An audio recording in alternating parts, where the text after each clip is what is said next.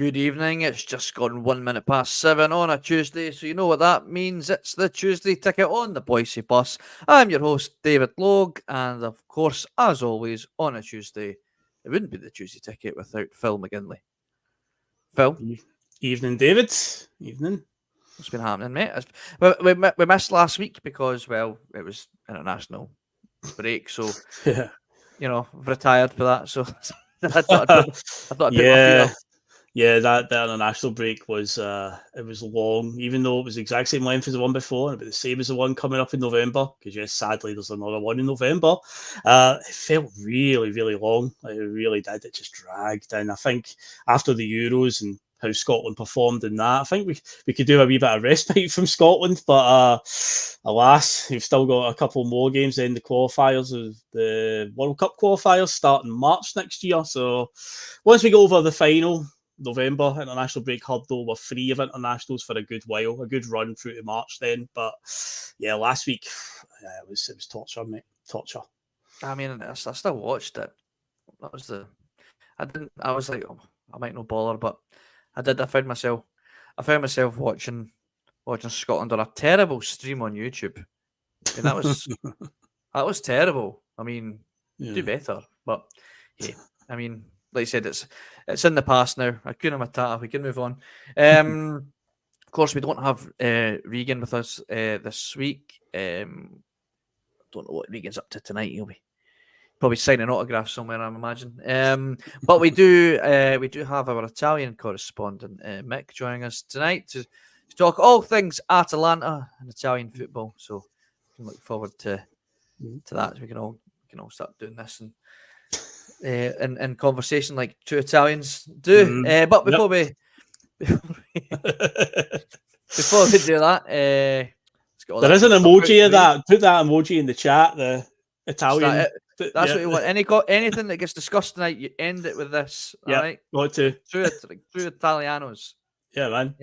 Yes. Before we do that, give us a like, give us a share. Buy some hair, as Boise says. Become a Boise Bus member for a small cost of $1.99. It is totally optional. All our content is free. That's just your way of to support the bus, keeping the wheels on the road, put it in for its MOT, all that fun stuff. And of course, like, share, subscribe, hit that wee bell button to get the notifications that the bus is on its way. And of course, piesports.com. Get your tasty pastry treats for 12.5% off at the checkout. With the code BUS1888. I was just saying there, Mick, that we had our Italian correspondent joining us today. So we're ready to discuss all things Italian football with you. How you doing, man? You doing all right? Yeah, I'm all good, mate. I have got good to be back on again. Just a few personal things recently, but we grew out on. I was never going to not come on. You know what I mean? So I'm not fault it. That class, man. That's it. We all do this as it's all voluntary. It's all just a bit of fun. It's a hobby for us all. So personal things do sometimes get in the way, and we're unable to jump on. That's just how it goes. But there's lots of us on the team to keep you guys entertained, talking all things Glasgow Celtic. We're going to obviously have a quick discussion about the game on Saturday, boys. I know I've been a lot covered since the game, but you guys obviously haven't been able to have your say on how you feel about the game. It was a bit of a roller coaster, Phil. And speaking of roller coasters, I tried to watch the game whilst waiting in a queue at Alton Towers, waiting on the Smiler. So while waiting in a stupidly long queue, I was on a bit of a roller coaster myself, just watching the game. Celtic put us in front at 2-0, looking comfortable. Looked like it was just a case of business as usual. Aberdeen back to being just, best of all the rest, but we absolutely smashed them first half. To then the lows of the low. I couldn't believe what I was watching. I was trying not to lose my rag in the middle of a queue, just full of people like young kids and strangers wondering what the hell was going on. But what you were at the game, Phil. Let's hear what your thoughts were on the top of the table clash with Aberdeen. Oh, I've got quite a bit to say on this one because it's been quite an interesting reaction since Saturday. Yes. Mick, strap in, mate. Get your seatbelt on, mate. So, obviously, as you've just described there, the first half, exactly, you're accurate with that one. Obviously, going into the game, a lot of talk about Aberdeen and a lot of brouhaha about how they've been playing, and the league record speaks for itself. Admittedly, I have not watched Aberdeen this season. I've just seen the results coming in, and fair play. They're doing what they need to do. They're beating, the Motherwells and St Mirrens and whatnot. Obviously, the big talk was they've not played Celtic, or granted, they've not played Rangers yet. So it's like, what will they do when they play them? So going into it, I was intrigued to see what we would get here, because fair play, Jimmy telling it's an outside the box appointment. First half though, going into half time, all I'm thinking in my head is, man, like this can be whatever it wants to be. Thought we were fantastic in the first half, played them off the park, and genuinely I was like, there's nothing. Like Aberdeen, they're just being Aberdeen again. That's all they are. There was nothing there that made me think, wow, they are a real threat. And then obviously the second half comes around, and initially we did start the second half like at the same pace the first one, but Aberdeen still were in trouble on us. But fair play to them, the first goal when it comes for them, the ball by McGrath is excellent. We can't sit here. I know Liam Scales copped a bit of flack for being wrong side, but it is a pure defence split pass. I think Russell said it accurately on the PMP. If Rio Hitati had played that ball, for example, through to Kyogo and we scored, we would be praising it, and we wouldn't exactly say, oh, how bad was the Aberdeen defender there? It was a great ball. Fair play, they got their goal back. And obviously they've got the second goal. It's a deflection off a Trusty. The more bigger concern is we gave the ball away pretty much about the halfway line. They've went up the park, they've scored. Massive deflection off Trusty, it is what it is. So at that point, obviously, then I'm sitting up and like, okay, we've lost a bit of momentum here. Aberdeen are really pushing us. And obviously they get the third goal that gets disallowed. So there's a bit of my mood has suddenly changed where I'm like, oh God, where did this come from? But then they reverted to doing exactly what every other team does when they come down to Glasgow, where they had us rattled, and they could have shown if they genuinely fancy their chances, if they genuinely fancy a go at the title, because Alex Ferguson has said it in interviews since he was from his days as being Aberdeen manager. His key was telling the Aberdeen players, we've got to go to Glasgow and win. We've got to beat Celtic, we've got to beat Rangers on their own patch. So if Aberdeen genuinely believe that they're in it, then that was their chance. But they just reverted to doing what every other team does at Celtic Park, just time wasting, play acting, the dark arts and all that stuff. So by the end of it, I was just like, they didn't do anything really apart from a little 10-minute spell, and it didn't do anything to convince me that they're going to be a major concern for the season. Their battle is probably going to be with Rangers for second place, the way things are turned out. The only bit of concern that I have now is if we've got those little lapses in us, forget the trebles and doubles could be a bit risky. Obviously, the league title is the most important, but if you switch off like that in a cup game, we're playing Aberdeen in 2 weeks in the cup. If we have a moment like that again, then treble could be out the window, a double could be out the window. But in terms of the league, I'm not got any concern, but a lot of the hype coming out of the game about how great Aberdeen were, I didn't really see it. I did not think they were excellent by any means. I mean, you look at the way the game played out, we were the better team over the piece apart from a 10-minute spell. And it wasn't for a lucky bit of defending at the end on the line. Could have been very, very different. Do you, Mick, feel that Aberdeen maybe had felt that the game, they went in with the game a bit of confidence. They're 2-0, they find themselves 2-0 down. Celtic kind of slapped them about a wee bit. Do you feel like it was kind of a fuck it kind of moment? We'll just go out and play our football now. Like maybe a bit of nerves got the better Aberdeen in the first half, and then you find yourself 2-0 down, a case of like, fuck it, let's just go and play our football and see what happens. And then obviously they get the 2 goals back, find the ball in the back of the net for the third, obviously chopped off. Do you think that's maybe why they reverted back to type? Because they had that fuck it mentality. It doesn't really matter. It looks like we've lost the game anyway. Let's just see what we can do. And then when they find themselves back in that pole position to go in and maybe even win the game, that's maybe they kind of shat it again and went and, like Phil says, reverted back to type. Do you think that was Aberdeen players' mindset? Because I can't see that being the manager's mindset. This is a manager that's come in who seems to have changed the culture at Aberdeen very quickly, established his style of play, got them playing well from all. Same as Phil, I haven't watched any games, but by all accounts, they're getting late goals, they're playing good football, haven't dropped any points until they played us. Do you think that came from the players and right, maybe not necessarily the manager? Because I just can't see the manager being happy about doing that on evidence of what we've seen so far. I think the second half in Saturday there was a period about 20 minutes, but they seemed to cut us open at will, like the ball through the middle. They seemed to isolate us 1-on-1 quite a lot with Duke and that Sockler up front. seemed to isolate Liam Scales quite a lot, and they were putting the balls in behind him. I don't know how many last ditch tackles Scales, Trusty, and I think Vi get back for one as well, 1-on-1. He just seemed to find that weakness in us, like we are pushing forward and leaving Scales and Trusty at the back, sometimes with him, and that ball through middle just seemed to cut us open quite a lot. So I think it was just that 20-minute spell in the second half. Obviously, they got 2 goals. I think when they get the third one, it was ruled out. And that gave us impetus. You could feel the crowd lifting, like we'll get 10 minutes left. But now we can go and get a third. And I think that maybe spooked them a bit as well. So they started kind of sitting back, maybe not reverting to type consciously. But I think they could feel the crowd lifting. And us were pushing forward as well. But we're just taking too many touches in the penalty box in the last 5-10 minutes. It was infuriating, but I don't think it was a conscious decision to pull off. I think when they scored their third one, that was aiming top. They were thinking, right, we could go win this now. And then the goal got ruled out. It lifted the crowd, and it seemed to kind of spook them a bit. So I think they subconsciously started sitting back.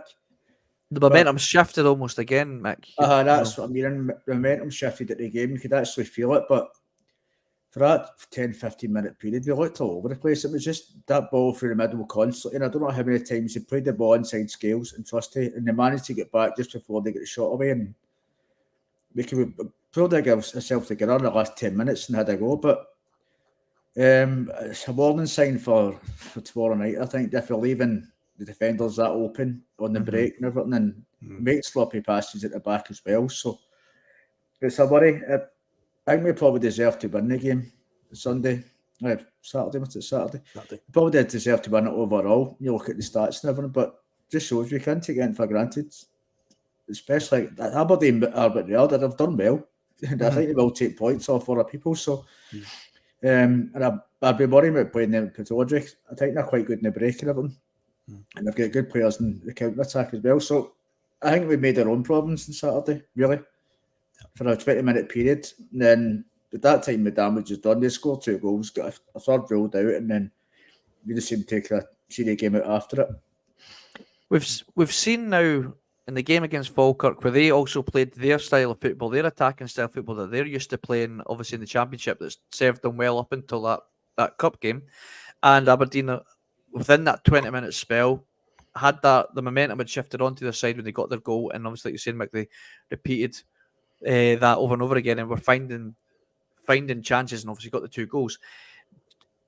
Phil, those 2 examples, does that set a precedent for other teams to then maybe go, if we actually go at Celtic, there is frailties there that we can take advantage of, because the way that teams play against us 9 times out of 10, is that disguising the frailties that we actually we have in the squad? Because it just took that one excellent pass to, like you said, Phil, spook our entire squad. The whole, we were all over this place, like Mick says. Does that then set a precedent that for other teams to go, it just takes that to spook Celtic and open up all these, like a can of worms of issues that we saw in that. Yes, albeit only 20 minutes, but I mean, a real damning 20 minutes to throw away a 2-0 lead. Do you see other clubs going with that approach now, or will it just be a case of, Aberdeen are flying with a bit of confidence right now, and that's maybe the only reason why they done that? Well, the losing 2 goals in sort of quick succession, it's like something we see on European nights, sadly, with Celtic.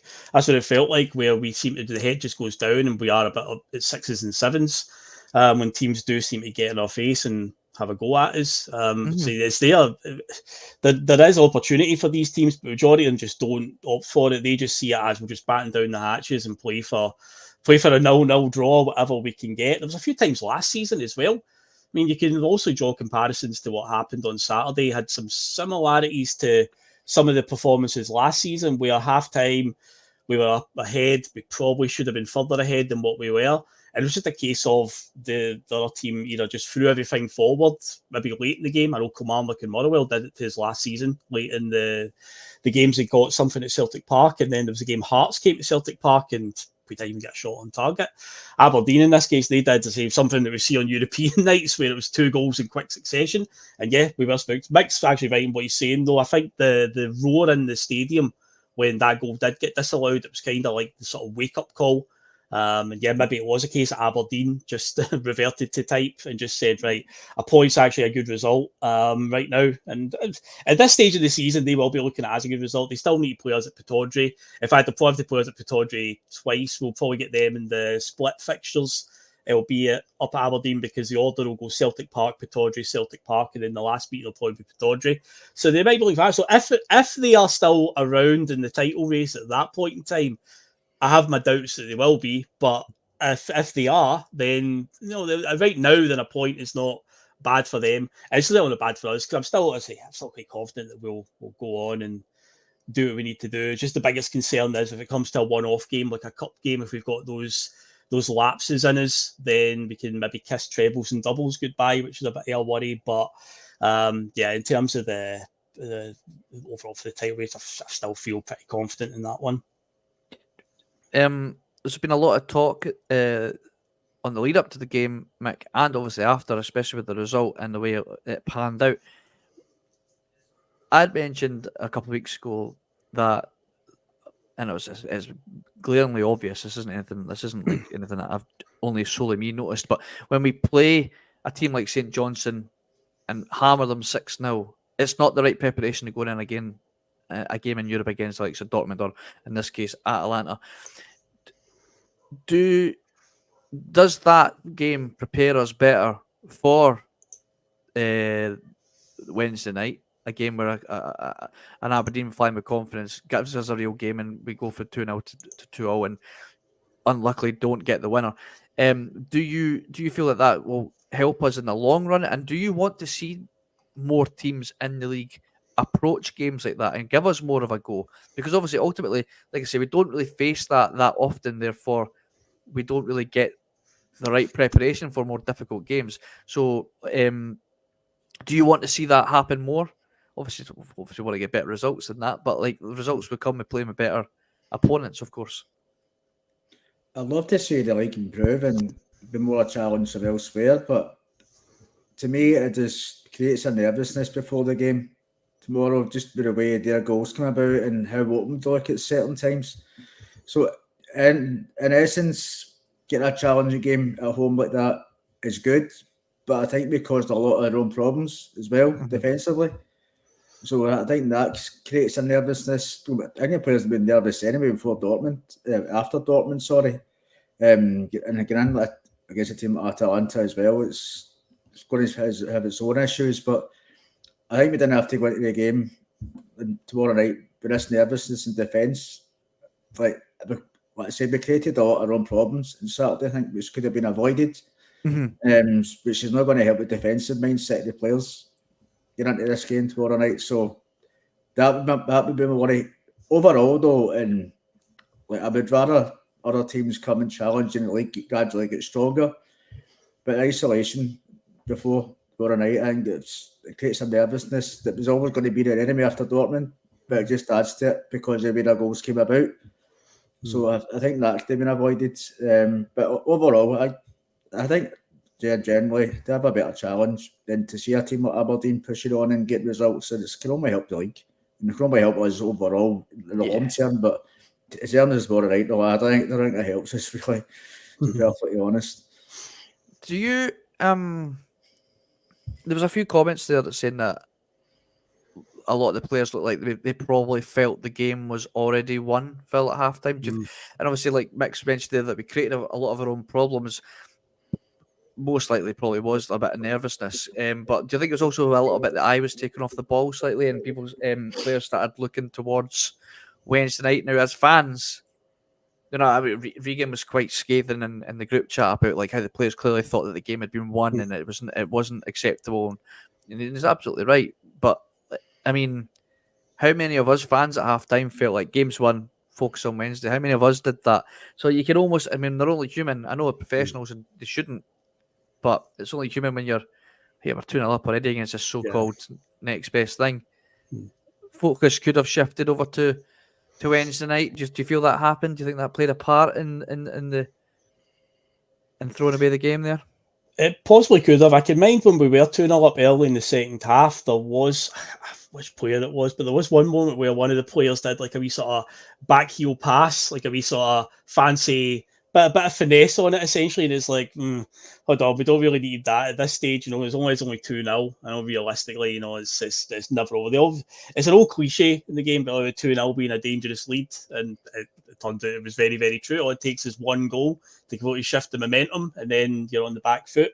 But I don't know if the players, would they have been that arrogant about it? And not 100%, because Brendan Rodgers seems to very much be a manager that tries to keep them grounded in that sense. So I think he would have drummed it into them. Deal with Aberdeen first, and that will come. I think it was just one of those freak moments or freak games where I say just took one great defence splitting pass, one goal, and it rocked us a little bit. And yeah, we just did what we've done many times in European nights.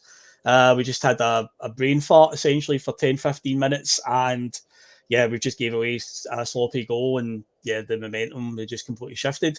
So I don't know if they necessarily were looking ahead to Wednesday. If it did creep in, then that's obviously a worrying thing. I think Brendan Rodgers is very, very good at keeping the focus on that. You can tell by his interviews that he does as well. When he's addressing the press, they always try and provoke him.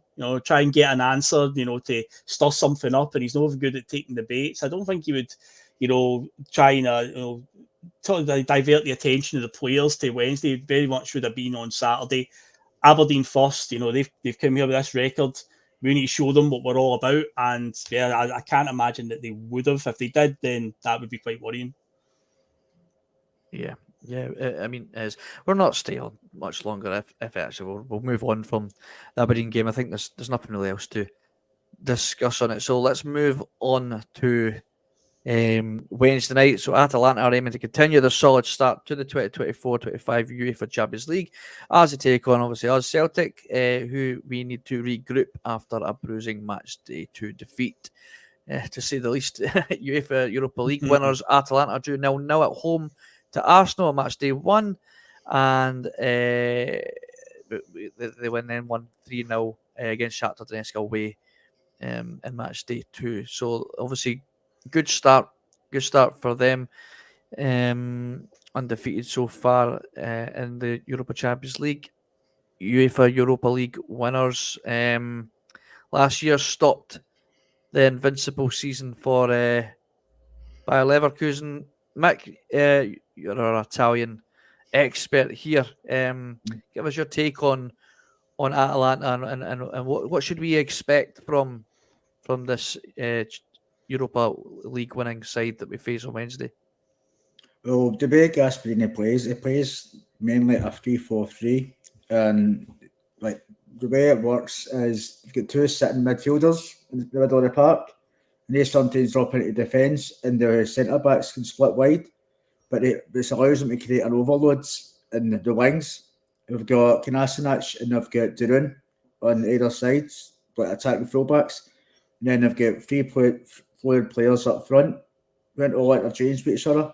And the way they press as well is they press one-on-one, like they can man marking essentially, but pressing, and it's relentless pressing. They'll force you into mistakes.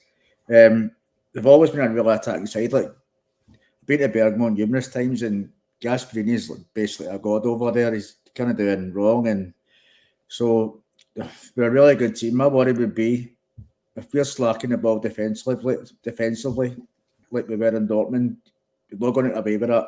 In Bergamo, it's just suicide basically. So I think what we need to do really is just sit tight for half an hour.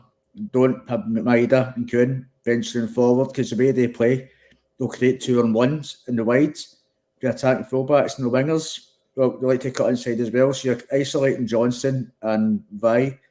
Essentially, will play either side of our defence.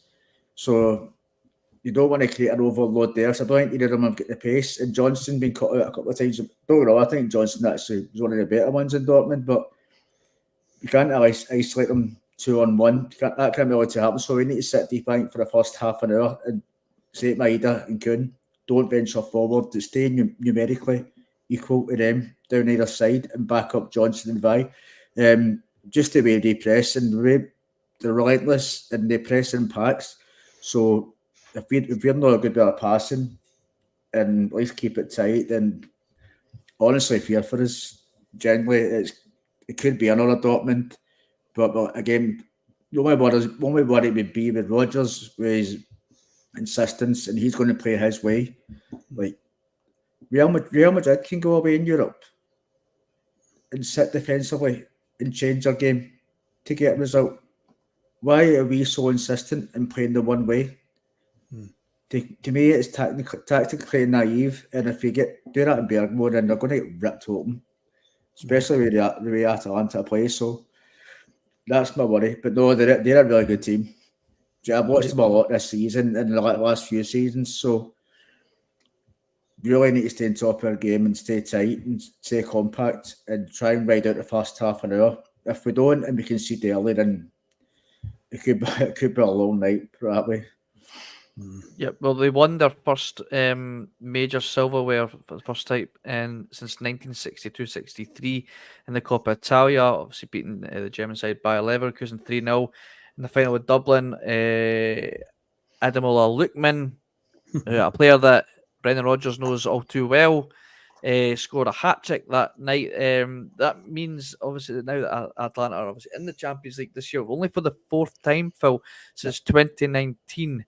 They've only got one victory in their last 8 home Champions League matches. They've drawn 4 and lost 3, but won 4 of their 6 home Europa League matches in 2023 season. Atalanta were the 9th different Italian club to reach a UEFA Cup Europa League showpiece, and the first Italian team to win the competition in the Europa League era. Previous Italian champions were Parma in 1998-99. Gasperini became the oldest coach to win the Europa League, aged 66 years and 117 days. The Bergamo club were the 4th in Serie A last season. They finished 4th, sorry. Their 5th top 4th finish in 8 seasons. Quite the hipster club, Phil, as well to say. They've really come to light in the last few years. They ended on 69 points, 25 behind champions Inter. Atalanta began the season with a 2-0 loss to Real Madrid in the Super Cup in Warsaw on the 14th of August. So they're dangermen. Obviously, we know Lookman, a player that we apparently did try to sign, that came to light earlier this season. There was discussions brought out, an interview that came out with what's his name again, Phil? His name's escaped me. The scout that didn't do too well, but it turned out it was because we were, as usual, scrimping. He was kind of going for players that were going to cost us a bit more. I know the one. Yeah, he worked under Brendan at Leicester as well. Yeah, and he was at Celtic. Aye. So obviously Brendan got him on loan, didn't he, from Everton? I don't know how well he actually done at Leicester. I think Rodgers did say he did try to keep him there, but obviously it didn't work out, and he went to Atalanta, who, funnily enough, that head of football's now there. His name will come to me. I'll be in the. It'll just randomly come to you. I'll come in the group. Somebody will put in the comments anyway. So I mean, there's a lot of positivity, naively probably, in the just blind love for the club, obviously in the comments. But Mick has a sobering reality check to us all there by which is this is why he's on. But Phil, Mick said we can't, we need to not have another Dortmund type result. How do we go about that? Because again, like Mick mentioned, it seems to be Rodgers is so hell bent on playing his way. And if this was Ange Postecoglou's words that were being said only 2 seasons ago, there was a lot to be said about that. You can't. You have to throw the same criticism Rodgers' way. Like, I mean, there was a comment here saying arrogance, Rodgers' arrogance, Alan Robertson. Is that a fair word to use there, Phil? I mean, I don't understand why he's got a mentality of we'll play this way. I want to play this way. We're just going to do it regardless. It's Mick's right about like teams like Real Madrid. They can go away and stodge it up to get a result or whatever. We need to do it because one of the things that Mick said there in his absolutely brilliant breakdown of Atalanta was the high press. That concerns me. The word pressing concerns me with Celtic, where they're playing it around at the back and the very cavalier way that Kasper Schmeichel likes to knock the ball. And don't get me wrong, his passing's probably more accurate than Joe Hart, but that still doesn't make it easier to watch at times because it can be worrying. And yeah, if they press in packs, essentially, a slack pass across the back line or something, we are in trouble, serious trouble. And the thing is as well, like, if we lose tomorrow night, and there is a very, very good chance that could happen, what we've got to be concerned about is what we've got to stop normalising. And I'm guilty of it as well. I've been conditioned with the way we've went in Europe that most of the time the away games are a write-off. A lot of times in recent years, though, the home games have become a write-off. But I'd like to think that this season we're going to try and make the home games count, and the away games we just take whatever we can get. But we cannot afford to lose all the away games and lose them heavily, because we keep talking about this fabled 10 points. The 10-point mark seems to be the consensus that will get you through to the next round. But what if there are, say, 5 or 6 teams on 10 points around about the 23rd, 24th, 25th place? Because obviously 24th and upward gets you through. What if Celtic are in that mix on the last day, but we've got a goal difference of like -17? Do you think we're getting through on that? Because if you look at the league table, the way the table is broken down, all it simply shows you is the team name, the goal difference, and the points. That's the only tiebreakers. There's no record against, because not every team plays the same fixture list. So there's no record against as a tiebreaker. It's quite simply the number of points and the goal difference. So if we lose tomorrow night, we have to make sure it's damage limitation. And what we did in Dortmund, when we went 3-1 down after about within 20 minutes, it should have just been batting down the hatches at that point and just damage limitation. But of course, we kept going, kept playing the way we were, and before you know, we've got -6 goal difference against us. We cannot afford to have something like that keep happening to us. Then we go with Aston Villa in the last game if they put a load past us as well. Because say we could get a draw with Leipzig in the next match day and then win the other 2 home games, take us to the 10 points. But yeah, it's no good if we lose to Dynamo Zagreb away quite heavily and lose to Aston Villa and lose to Atalanta, because I say you could have 5 or 6 teams all tied on the same points come the end of this. So we have to get that, like, losing by these big score lines, we can't just write it off as we weren't expected to beat Dortmund, we weren't expected to beat Atalanta anyway, we weren't expected to get anything. It's like losing is one thing, but losing in the manner that we have done in that last game is something we cannot normalise. We have to try and get away from that. And the only way to do it is Brendan Rodgers has to show that he's learned from the last game. If it looks like the game's going to run away from us tomorrow night, if we find ourselves in a position, do you know what? 2 banks of 5 and just stodge it up. Just try and see if we lose by a goal in the end or 2 goals, then so be it. Because the goal difference cannot take much more of a hammering. It really can't. Does it all come down to Does it all come down to tactics though, Mick? There's got to be some sort of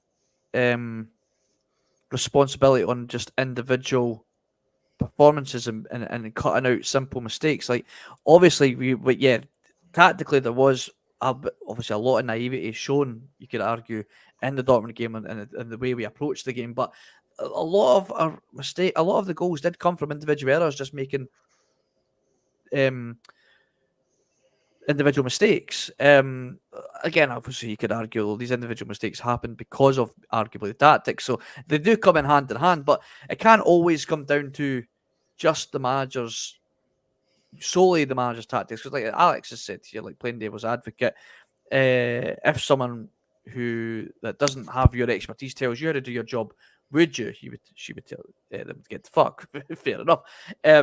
But with when it comes to the evidence shown over the years, the way that Brendan approaches these games, it has bit him on the arse pretty badly. So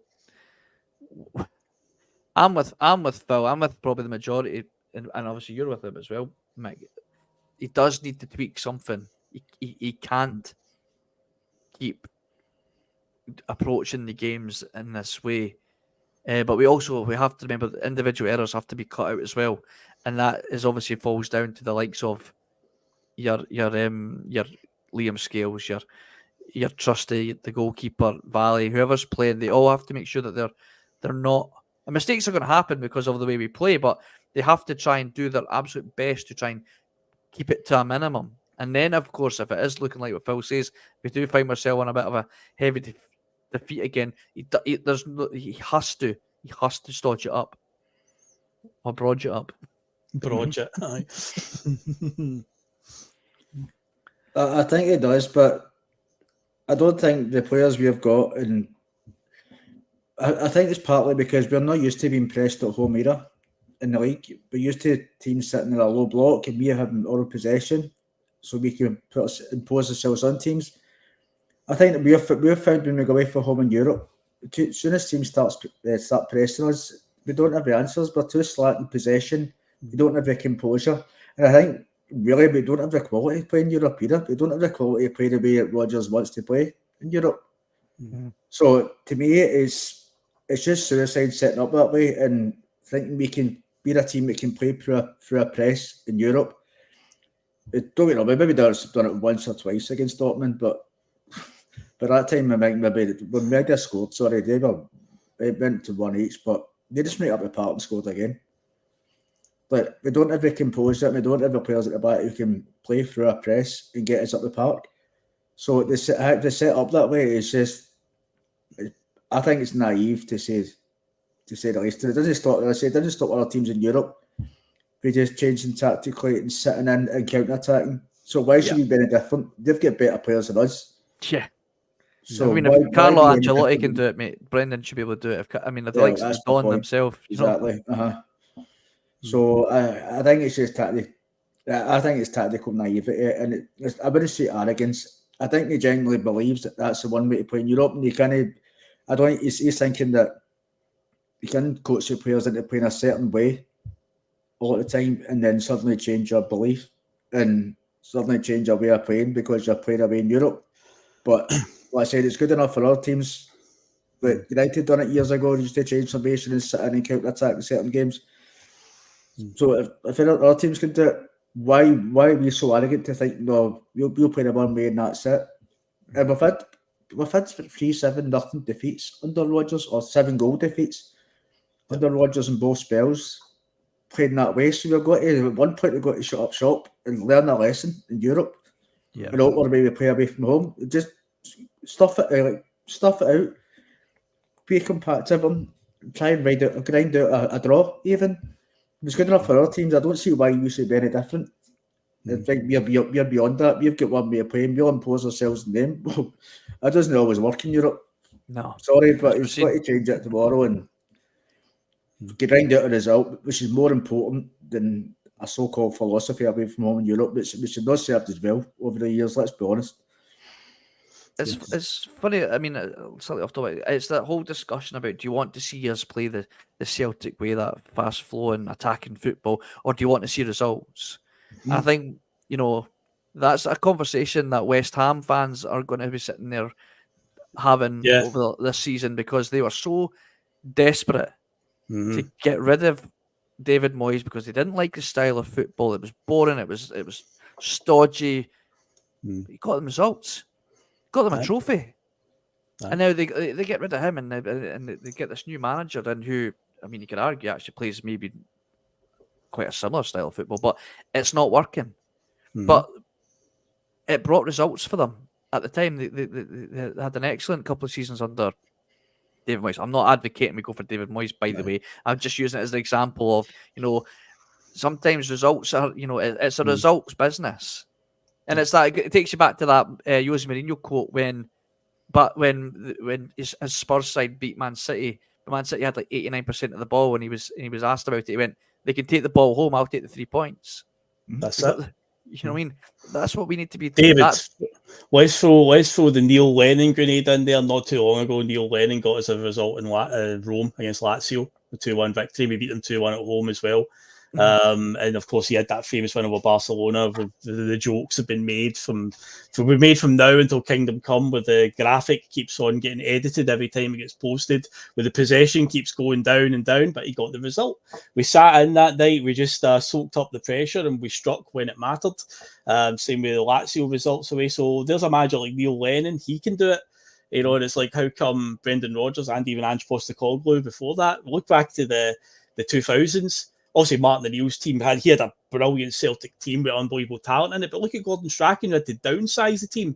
You had guys like Paul Telfer and stuff like that. He got to the Champions League second round twice with that team, you know, and it's like, it can be done. It's just a case of just adapting. And you just like to think, after the absolute scolding we took in Germany, that we can, that Brendan Rodgers is maybe, you know, just swallow a bit of pride here. And I mean, to scrape a draw something now, my God, I think every Celtic fan would be more than happy to see us 10 men behind the ball tomorrow night and get a 0-0 draw. That'd be fantastic. You know, all this, the Celtic way that we need to play and all that. And it's like, no, I want results. I don't want us to be getting scudded. So I would happily, like you're saying, results. I will happily find a way to take a draw tomorrow night. No problem at all. Football heritage. Another reason we should maybe think about stodging it up is, now correct me if if I'm wrong with this pronunciation, but Matteo Retegui. He's made 8 goals in 8 Serie A games for Atalanta this season, with the second in a 2-0 win against, is it Venezia? Retegui hit a hat-trick. He hit a hat-trick in a 5-1 win on the 5th of October as well. So, you know, another talisman, obviously, they've got to be worrying about. Now, we maybe feel a little bit more confident if a certain centre half was travelled to Italy.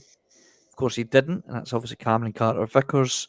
It appears that he has got injured again.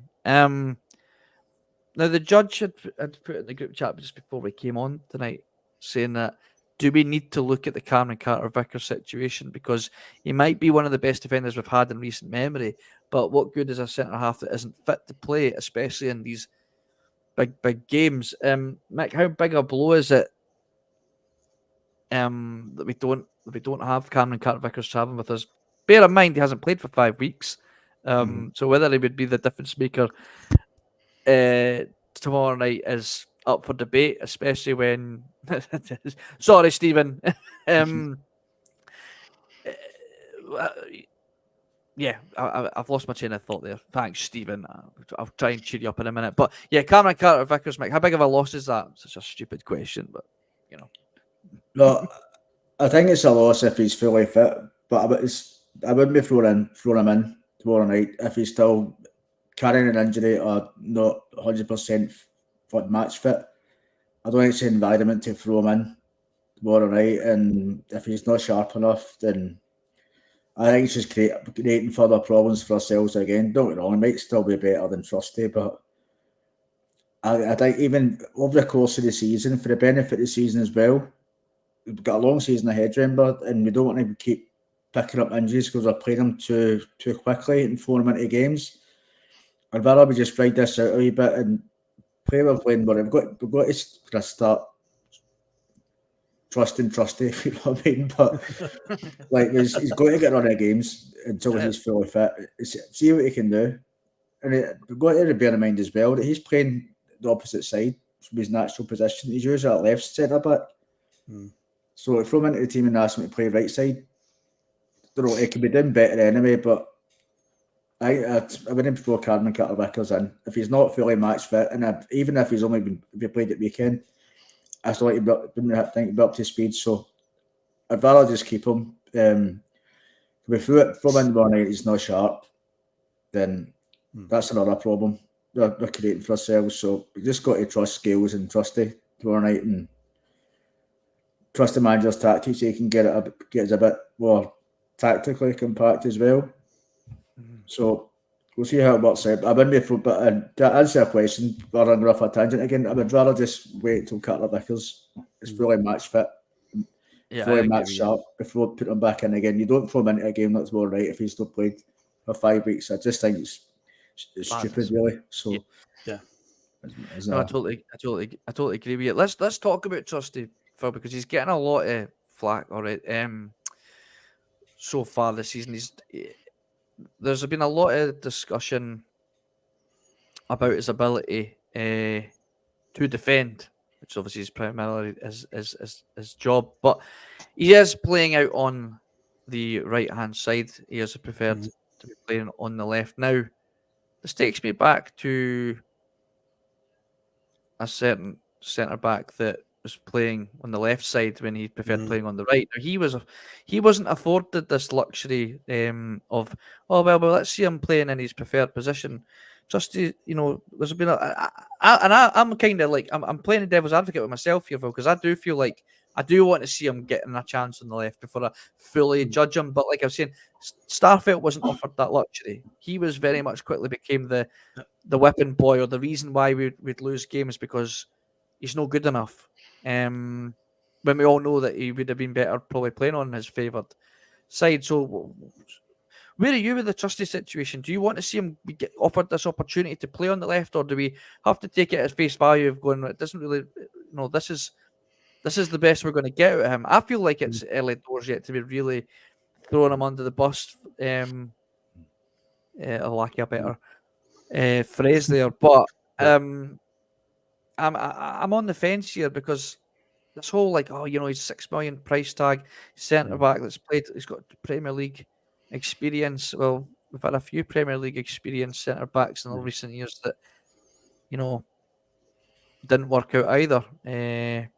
But where are you with it? Are you quite happy to continue this? I don't want to say experiment, but this trust and playing on the right hand side when we have the likes of Stephen Welsh and Rocky also within the squad there to play tomorrow. Yeah. I'm only throwing this out here for content, but yeah, I before think the anybody starts Rocky going is. mental at me. I think the Rockies so far out there, he's in the stratosphere now. It's mad. I mean, even at the weekend, Welsh was on the bench and the Vrotsky was nowhere to be seen. And we also saw with the Falkirk game as well that Welsh got a start in that one. So I think we could definitely write off him. The only alternative right now is what's available is, can Liam Scales swap sides and go on the right-hand side and Trusty tried on the left? Because that's it. We've got two left-sided centre-backs.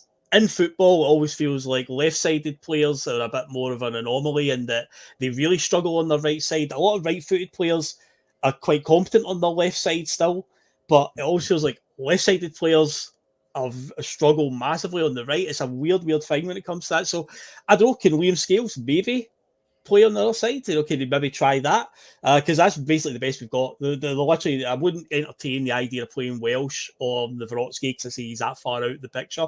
So it's they two have got to play right now. So the only alternative then is you'd have to do that until Carter Vickers is back. Whether Scales is able to do that, who knows? But I'm not writing off Trusty right now at all. Again, he's came in pretty late in the window. And hasn't really, he didn't get his first start until a good few weeks after joining as well. So again, I wouldn't write him off. I think in terms of domestically, I think he'll do fine. As he step up for Europe, so far the only game he's played is against Dortmund, where everybody was terrible that night. Tomorrow night again, another massive test for him. So yeah, he's. I'm not going to write him off totally at the moment. I'd give it a good few months, but I do like the comparison to Starfelt, because it's exactly what I've been thinking as well, with people talking about him not playing in the right position. And hey, you and I, David, know more than most on this channel that if we were very pro Starfelt when many were just not giving him the time of day. But nowadays, I think a lot of people will be crying out for Carl Starfelt to be back, because they've kind of realised that he wasn't that bad after all. Just when you get him on, I think it was when he dwelled on the ball a bit too long, he was a bit of a problem. But in terms of when I actually think about the left foot thing, though, when it comes to just core defending, of just clearing your lines, you like to think that what side he's on shouldn't really matter.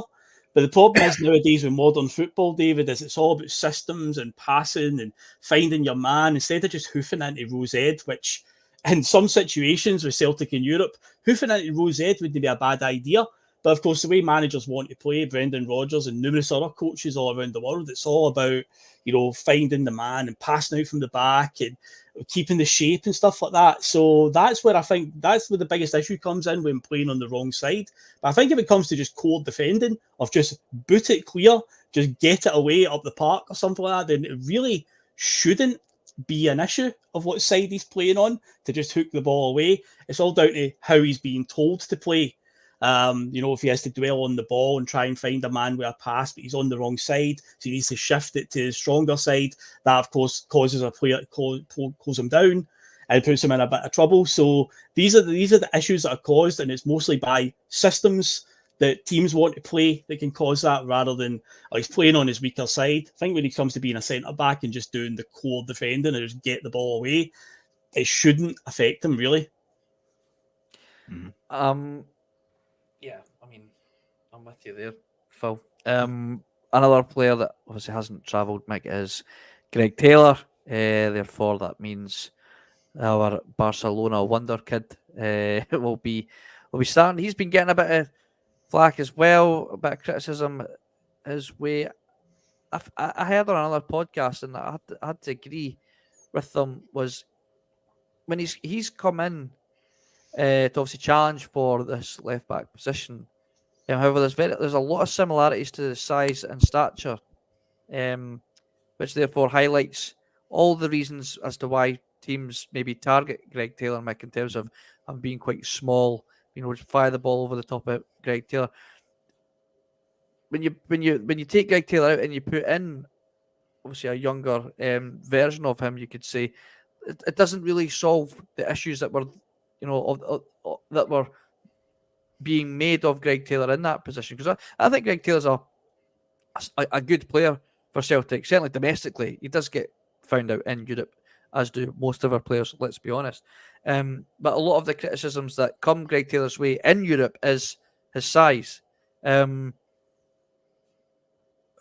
What's your overall feeling so far of what you've seen of Valley, and has he got what it takes to be that starting left-sided fullback for Celtic going forward, as well as especially in Europe? I think he's got scope to improve. Right, to be honest, but at times he looks comfortable in possession. He's good going forward, but I think he needs to bulk up. There's a few times Aberdeen players targeted him on Saturday. There'd be a few harsh challenges, and I don't think he really got to grips with the game. But I don't think it was too bad in Dortmund when he came on. I think he's one of the more composed players when he came on. And Taylor, don't know, I like Taylor domestically, but Taylor's just not the answer in Europe. It's just as simple as that. He gets caught with that ball in between the centre back and between him constantly and the in behind team. So that with Atletico Madrid last season, I think Taylor's at fault for their 2 goals. And but I don't think Taylor's the answer. I would just give Vaya a run, to be honest. See what he can do. Certainly domestically, but even it shows promise to me, but it just needs to bulk up and get more up to speed, I think, rather than, because he still looks kind of caught like a deer caught the headlights at times physically. He's just a young boy, isn't he? But that's it. He's only 19, and obviously he was at Levante last season on loan, so he's not even played for Barcelona yet. So there's not many first team experience with first team games. So I'll just give him a run in a minute. Again, as much as Taylor's decent domestically, he can look good. He's not an answer for me in Europe either, so I don't see why not give Vaya a run, perfectly honest. Yeah, absolutely. Now, obviously, let's have a quick discussion here on the midfield. There was it's always going to be up to debate who the starting 3, because we know it's going to be a 3. I even seen earlier that I can't remember who had mentioned it. I should have started it. They wanted to see Engels dropped and have a starting midfield of McGregor, Hatate, and Bernardo. Phil, is that a fair take? Is that a bit of hysteria there on the part of Engels? He feels like, when do we? I can't remember. I really wish I'd started it, because it was an interesting comment to bring up, because I thought it was quite controversial considering the price tag and the whole reason we signed the boy. And I don't necessarily feel there's been any signs to say that he should be dropped, but the issue that we've got with this midfield, there is so much competition in that midfield. It is a very much a case of who do you drop to bring in insert player there, do you know? Yeah, I've seen the same hysteria after the performance at the weekend about Engels. Somebody tweeted, and I just laughed, saying we've overpaid by about 10 million for Engels. I was just like, oh, stop the world, let me get off now. Like, seriously, please. And the thing is, I believe that Engels at some point in his Augsburg career did play in the number 6, as they call it, the defensive midfield position. So he has got that in his game somewhere.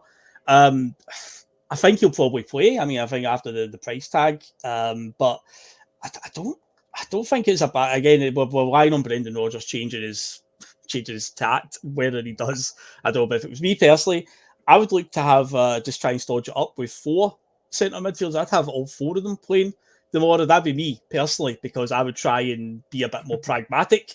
But in terms of Brendan, I think Engels will start, McGregor will start, and the jersey that's up for debate is the other one. Now, most of us all think that it's Bernardo has to come in for these European nights, particularly away from home, because he keeps the ball better. Sadly, of course, in Dortmund, he didn't do that particularly well. Nobody did.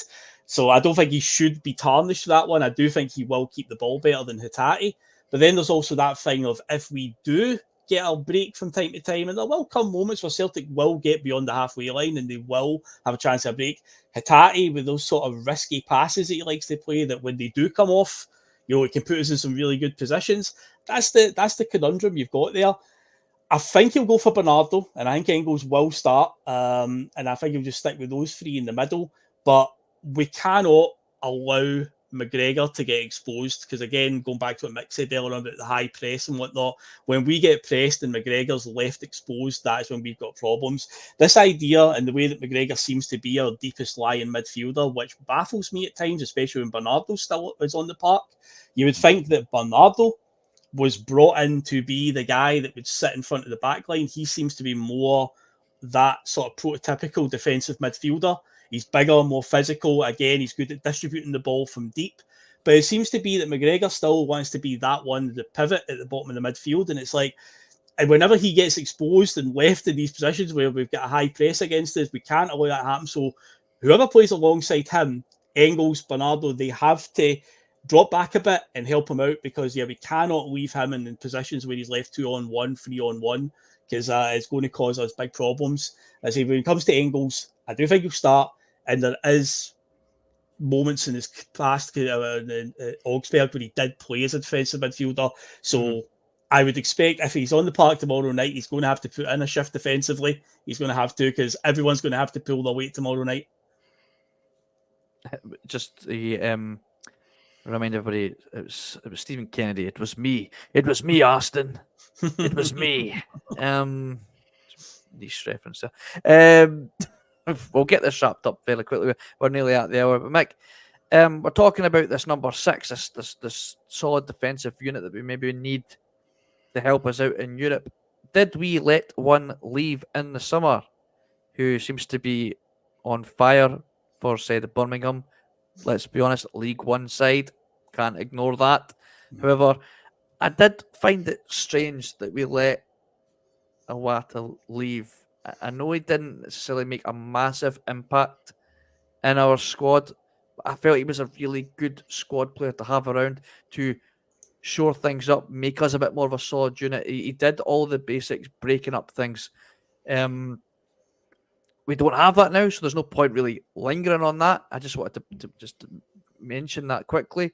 So what I will ask you is there scope for, here we are, Luke McCowan, is there scope for him to start tomorrow night? I think he'll certainly play a part. However, is there scope there for him to start on recent form? I don't think he's put a foot wrong, to be honest, but he's impressed me every time he's come on, but I wouldn't be starting tomorrow night. Would you leave it for a domestic home game and maybe give him a run? Just for his first start. I don't think you throw him into an environment like that tomorrow night either. You got to go about, I know he goes on with 20, but you got to go with experience and physicality in the middle of the park tomorrow night, I think.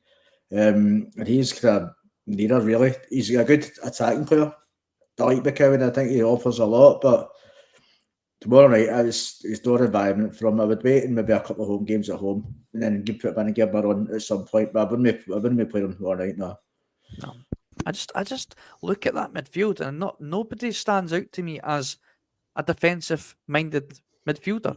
I know McGregor's kind of played that deeper role, but I mean, he's not a defensive-minded player, is he? I mean, look what you give him a little bit of freedom, and he bangs in fucking 4 goals outside the box. Like he wants to get forward. That's always been his game. He's reverted to playing this way because obviously Ange seen him as that player, but in reality, he's not.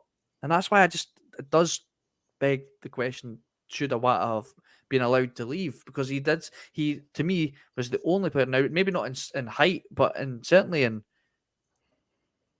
muscular. Like he was a far more solid unit to have in that midfield, and he would break up play, and he wasn't given much game time. But I don't want to keep going over it, but it does when I just look at that midfield, I do just wonder where this defensive-minded player that we really need in these games is. I don't think it exists in the Celtic side because I do feel that we do obviously focus mainly on being this domestic dominant force, Phil.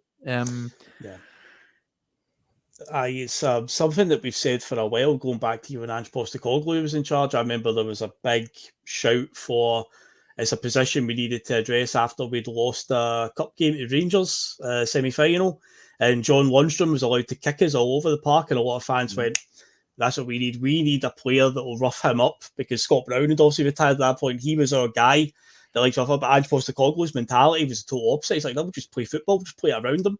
And of course, it ended up working. The next season, we won the treble. So all's well that ends well on that one. And then obviously Brendan Rodgers comes in, and you look at the way the midfield is now. And again, you've got McGregor playing that deepest one, and I say he can be mussed off the ball quite easily. But no, we do again, I think, need what you're saying there, a prototypical destroyer at the back. You know, again, I'm not saying this player in particular, but it goes the blueprint that I always look at, and we look at Celtic over the last 15 years, is always obviously Victor Wanyama, a player of that description, a player of that all the traits that he's got, where he was also a skillful player, but he was powerful and he was an absolute force. Yeah, exactly. Football. Not just a clogger, not a John Lundstrom who was just a big clogger, a guy with a bit of skill, a bit of finesse, but also powerful. We need to find a midfielder in that category, and I'd like to think that Brendan identify that, but so far he hasn't really looked at that. And I thought Bernardo would maybe have been that, but it doesn't feel like he wants to play Bernardo there. So, and of course, when he was Celtic manager the first time around, he used to play 2 holding midfielders. McGregor would play alongside Scott Brown, but nowadays it's more 1 holding midfielder with 2 further in front. I say McGregor's left exposed. So tomorrow night, I think maybe revert back to the 2 holding midfielders, just something just to help McGregor out. And in the future transfer window, it needs to be a position I think we need to address. We need to get that prototypical defensive midfielder that has a bit of skill to him, but can also rough people up when we need it. Well, that's it. I mean, we're facing you're going to be like these more physical specimens, like these guys aren't cloggers that we're coming up against. So when you look at the size and stature of our players, yes, they can play football, but when they're up against pure athletes, monsters that can play football, and it's difficult to play against that head on. Mick, before we go, we've got to bring back Apple. That was who we thought was going to be the big prototypical defensive midfielder, big Applegard. Applegard. Big Apple Dizer in the middle there. Right, up front. Dizer Maeda, he's most likely going to start. Not a great game on the weekend there by his recent standards, Mick, and I think it'll be Kuhn on the other side. Up front, are you going Kyogo or are you going Ida? Because we all said Kyogo last time. I think we had this discussion for the Dortmund game. I don't remember him getting a touch.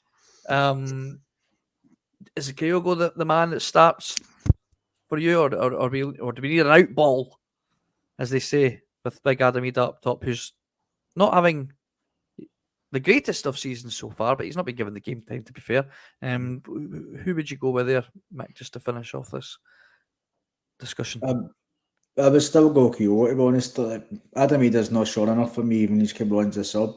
His touches look suspect, and to be honest, I think he still looks a bit heavy, as if he's not really fit from pre-season.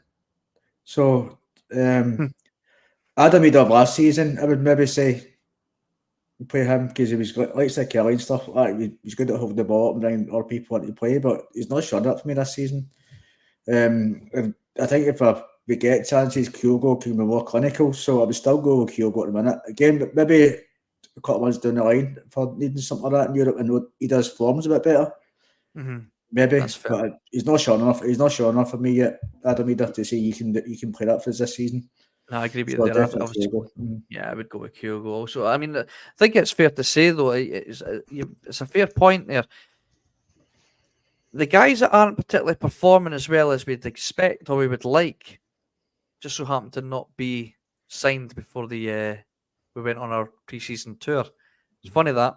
So it will be interesting to see how these guys get on next season when they have a proper pre-season with the club. I'm talking about your Trusties and your Adamidas, because it's shown. Kuhn's a perfect example that, you know, having a proper pre-season with your teammates, with your manager, with your new club makes such a difference to maybe how you're going to perform throughout the season. But that's us. We've gone over there. We've been an hour and 6 minutes. So you lucky devils, you getting an extra 6 minutes out of us.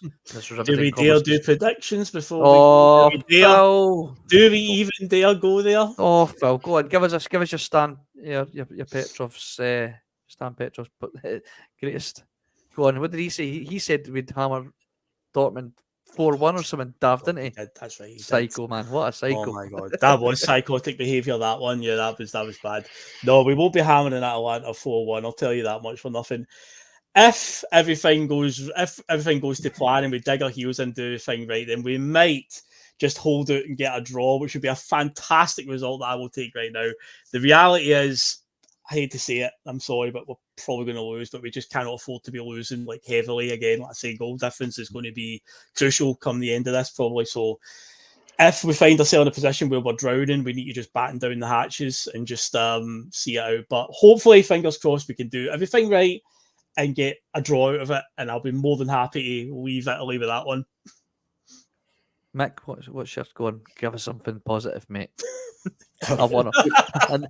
Ian Mick, that's a good prediction to be fair, Ian. Thanks. You're barking up the wrong tree if you want me to say something positive about the result, to be honest. I think we'll know if when the team lineup comes out, if we set up the same way, and I've seen enough Atalanta to know their strengths as well, so if we start the same formation and that same way of playing, then it's going to be a long night. I don't want to say a score, but it'll be a long night. I can't disagree with that either, but I don't know where our 2 goals are going to come from, to be honest, but okay, my end up picking the ball up, just running and throwing it in, just trying to get I know, I think it's going to be a long night. I don't want to even say a score, to be honest, but hopefully I'm proven wrong, but I can't lie about it. I think we've got a long night, so just need to see. Hands up who lasted the full 90 minutes in the Dortmund game. Go on. I lasted the whole 90 minutes, but I was completely emotionless throughout it because, again, I'm just like, I expected this. I shouldn't be that way, but sadly, that's the way I've been conditioned over the European performances in recent years. But it's just like, expected this. I was just totally just devoid of all emotion watching it. Like, been here before. I was just so annoyed, man. I was so looking forward to the game. I couldn't wait. Spoke to all my clients about it. I was like, I could see this could be great. It could be a great game to watch. At least it'll be just brilliant. You know, we're on fire. And then I wanted to go have a lie down after the first 3 minutes. I couldn't believe what I was watching. And then my missus went away for 5 minutes. She come back. She's like, "Why are you still watching this?" I was like, "I don't know. I was just staring at a car crash happening in front. You know, you just can't take your eyes off it." Yep. Well, nah, I don't feel it's going to be like that tomorrow. I don't. Fingers crossed. Yep. I'm going to say. Weirdly, I think we'll score 2 goals as well. I do. I mean, Atalanta will probably score about 7, but I still think I do think we'll score 2. So I'm going to go with a 2-2 draw. Oh, take that right now. But you know what? We'll go ahead first and anger them, and they'll piss us off. We'll piss them off, and then we'll concede 2 goals, and then we'll grab a last minute equaliser. That's what I'm going for. Wow! There you go. Get on your coupon. If you put a tenner on that, and you will lose a tenner. Right. There you go. And there will not be as far as I'm aware, I don't think there's going to be a It's an early kickoff, isn't it? So I doubt there will be a Early. pre-match. There will be a pre-match, no, because it's a 5:45 kickoff, but there will be a post-match. But there will be a post-match. Yeah, I am sure. Boise and Terry will do that. Yeah. So enjoy that tomorrow. Fingers crossed. Just try and enjoy it. Try being the key word in that one. Try. Come on, Celtic. Come on, please. Right. Well, thank you for joining us, Mick. Great to have you back on, mate. It's a pleasure. Phil, I'll no doubt talk to you later. No worries. Have a good one. Yes, Celtic. Hope you're right, David. Me too. Would be right. Once would be glass. But right, take care, guys, and enjoy your evening. Right, see you later, folks. See ya.